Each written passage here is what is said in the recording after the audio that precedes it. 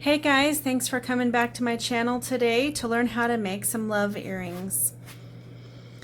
I've been making these love earrings for years and it's been one of my most popular sellers. I try to make them look as professional as possible. You know, if you want to buy something handmade, you want someone to take great care and make it as nice as possible. I'm going to show you a few techniques that I personally use to make the earring look professional and make it sturdy and beautiful. We need our standard jewelry tools, a flush cutter, chain nose pliers, needle nose pliers. We need a file and 20 gauge half hard wire. This is a silver plated wire that's gold colored. When I'm practicing or I'm doing my tutorials, I use a plated wire, but usually everything that I make is made with solid sterling silver or a 14 karat gold filled wire. But for practicing, make it inexpensive and get a plated wire. You need a steel block and a hammer that has a very nice smooth finish to it. So pull out a little bit of wire to get started. We're going to start with our L, and if you haven't done wire writing before, I'm going to walk you through this the best I can. You have 4 letters to master, L-O-V-E, and once you've done that, you can use those skills to make necklaces and bracelets and obviously these earrings. So let's get started by filing the end of the wire. So I want to create kind of a round dome, and it's very, very small, but you can achieve that by turning the wire on the file as you're going back and forth. I'm turning my hand kind of in a circular motion as I file. If you want to see if the wire has been filed properly, rub it against your finger. If it catches, then it's not done yet. You can keep working it. But this is perfect for me here to get started. And to make this love earring, I want my L to be approximately 8 millimeters long.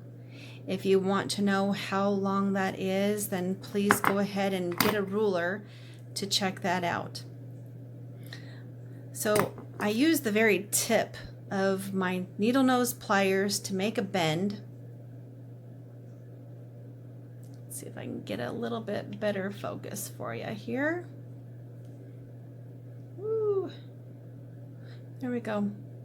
Okay, so I use my needle nose pliers to get a little bend on the end, but many times it's not as small as I really want it to be. So if you use your flat nose pliers here and pull it together just a little bit more so that curve on the top is very small, then that's going to make a very nice cursive L. And then I hold my tool, and this is not focusing for me. Maybe we can move these other things out of the way and it'll do a better job. So I'll hold my tool so that I can make that bend, and that curve is going to match up with the other side of my L. Looks good so far. Let's work on that O. Okay, so I want to go about halfway down on the wire and bend the wire straight down, and then squeeze those together so it's flat. You may have to adjust it because sometimes it wants to turn on you. Squeeze that flat. Then I switch back and forth constantly when I'm making this earring, so you're going to notice that. So get used to how you want to use your tools. When you want to turn something round, you need your needle nose pliers. If you're trying to make something flat and bring 2 pieces of wire together, then you use your chain nose pliers.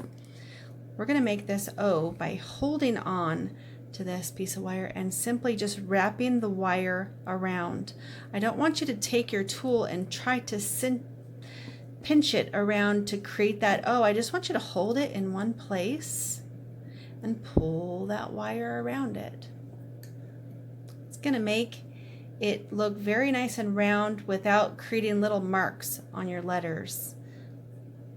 And then hold at the top of your O really close to that first bend that we made and pull this wire back towards you over here. this makes a very pretty cursive O. And this is something I don't see a lot with some of the people that make this earring. They'll simply just make a circle.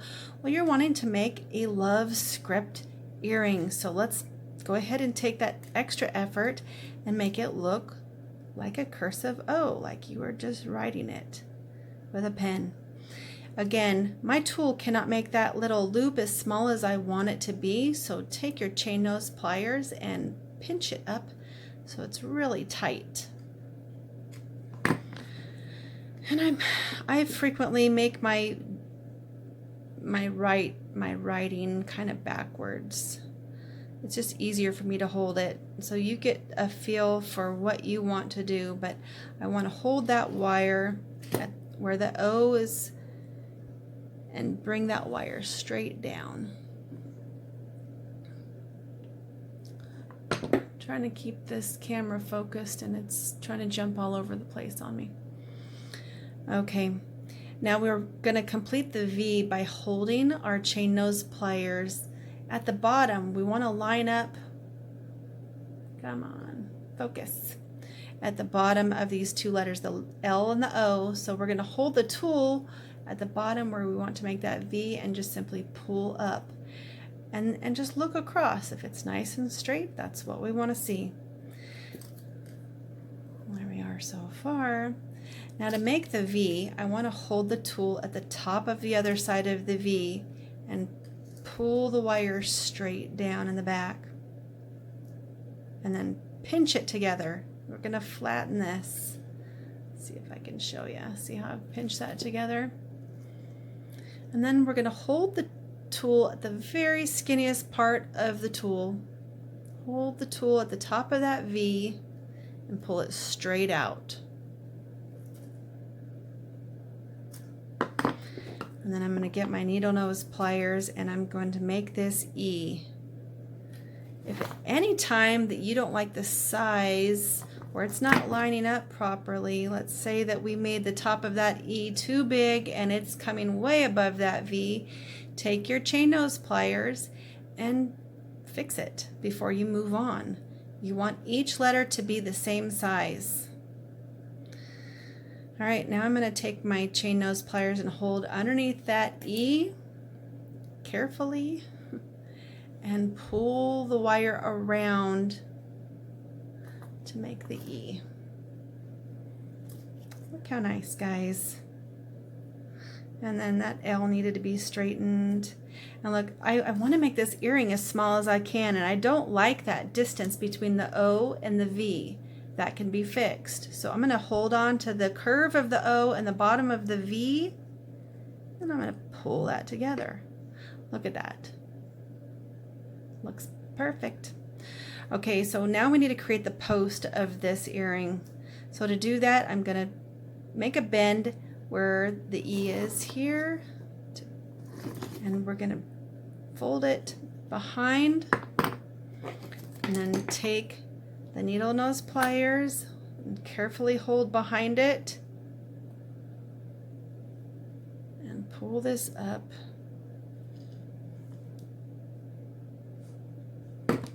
behind the E.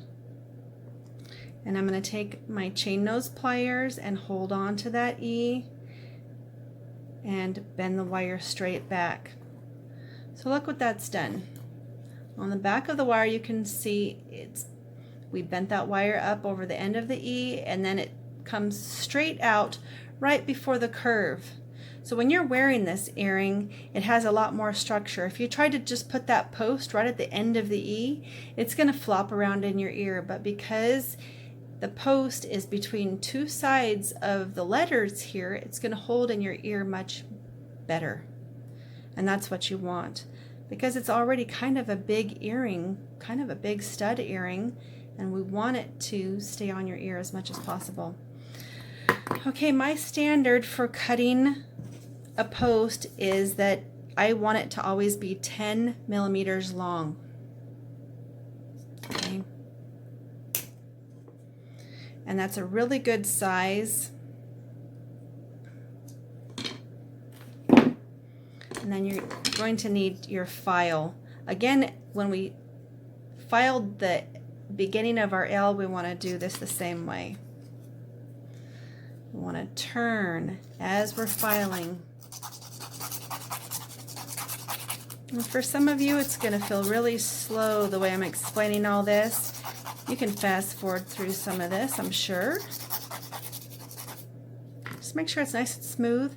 And then my little trick for the earring is to put a little crimp, maybe 3 or so millimeters down from the end of that post.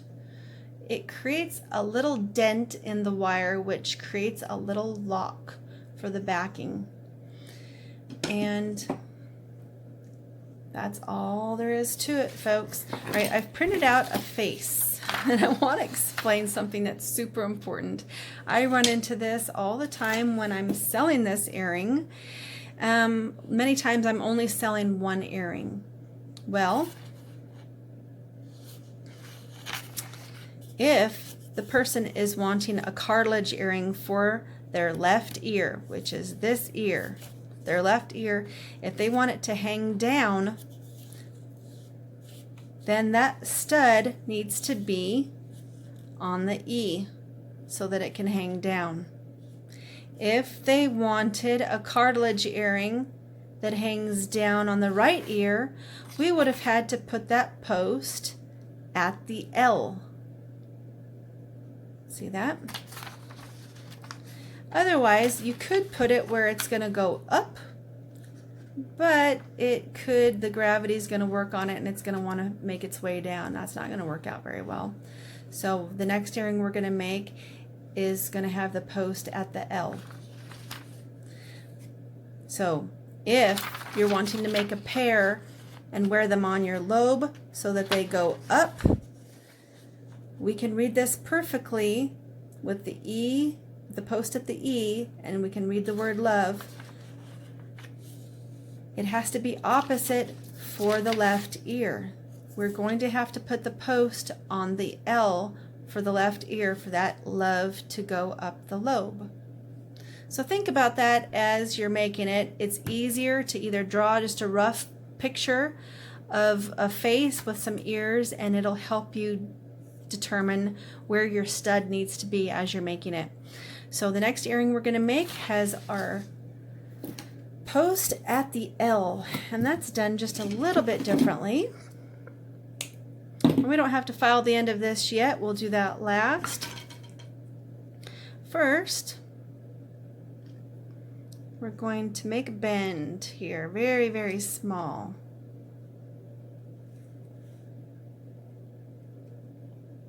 Sorry, I messed that up already.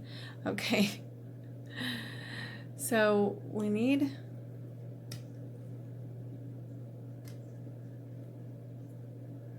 to make a bend like this, very small. This end here is going to be the bottom of our L, and this is going to be our stud.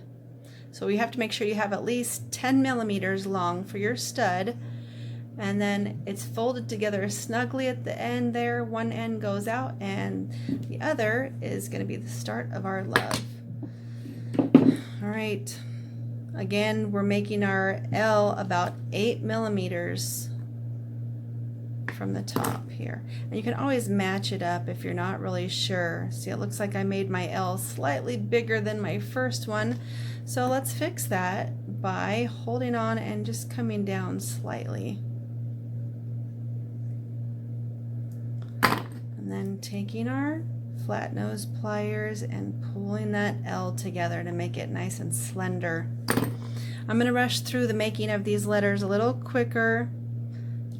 If you need instruction on making them again, then watch the first earring a little closer, since I'm describing it a little bit more. But I'm just going to rush through this and show you what I do. We're cinching together this O. I'm holding it to make my V. I'm making sure all my letters are lined up together. And I'm folding the wire behind the V, flattening it, using the smallest part of my tool to hold the top of that V and taking the wire straight out, taking my needle nose pliers to make my E.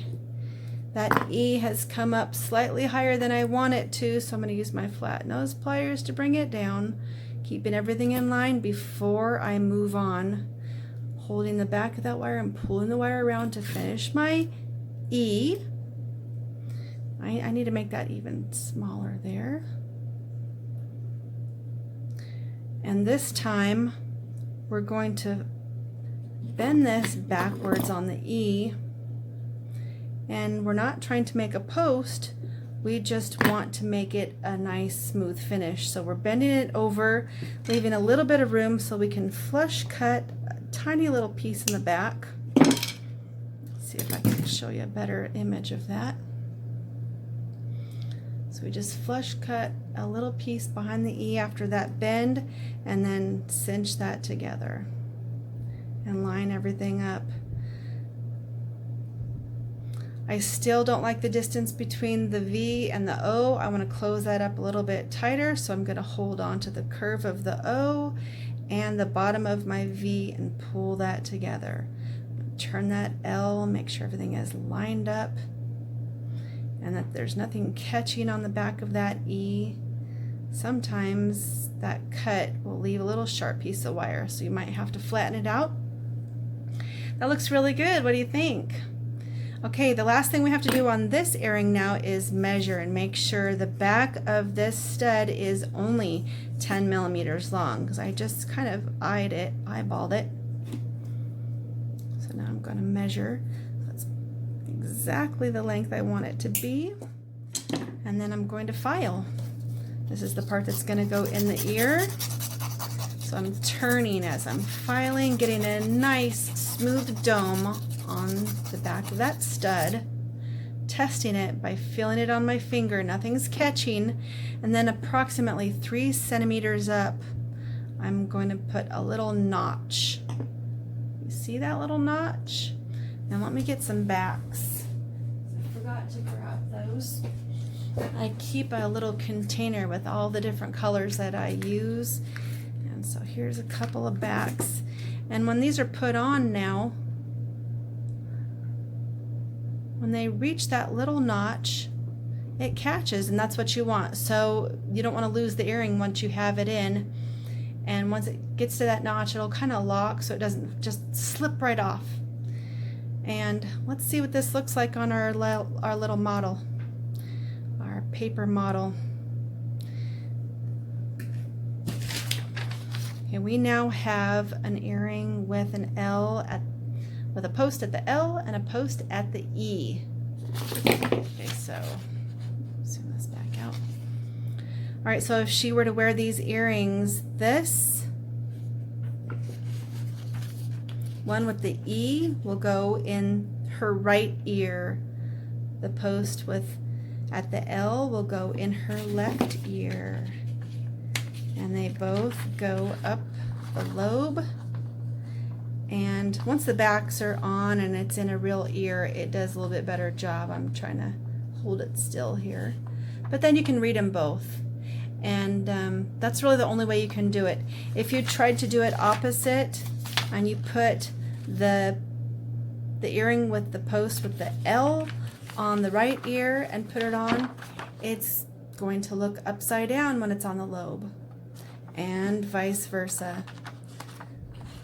All the time people tell me, well, I want 2 of the same earrings that start with L and go up my lobe. I said, well, I can make it that way, but one of them's going to look upside down, and it does, doesn't it? All right, well, there is your tutorial. I want to see links in the comments below. Once you've made them, show them to me. I gotta see you master this. One thing I actually didn't show you in this video was what I do with hammering along the way. I usually hammer the curves as I go, but for the purpose of this, I think that you kind of get the idea. And it's a personal preference. If you're using a softer wire, hammering on the curves is going to add a lot more strength and give it a more professional look. But anyway, Please subscribe to my channel. I'd love to have you come back and I'll show you a few more things. And like us. We'll see you next time.